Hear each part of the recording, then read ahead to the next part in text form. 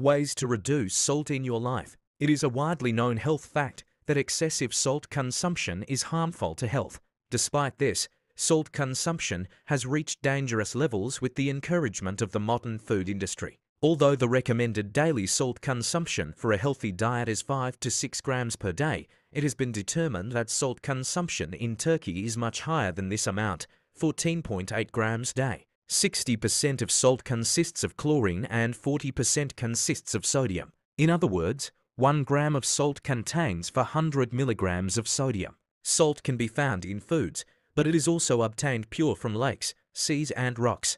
Excessive salt consumption can cause high blood pressure, which can increase the risk of heart attack or stroke. However, the good news is that you can lower your blood pressure and keep it at a healthy level by reducing salt consumption. It may not be possible to radically eliminate salt consumption all at once, but it's possible to cut back with a few small changes. Cooking your own meals is a great way to consume less salt because you get to choose how much salt you put in your food. If you're using canned foods, you can rinse them before eating or cooking with them. This will remove some of the salt.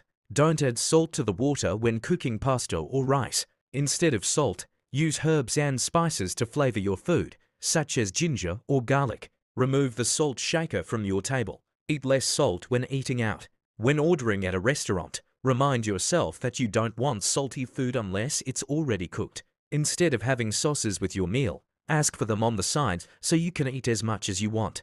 Add more potassium to your diet. Potassium, you can help lower your blood pressure by replacing high-salt foods with high-potassium foods. Good sources of potassium include potatoes, melons, bananas, beans, milk, and yogurt.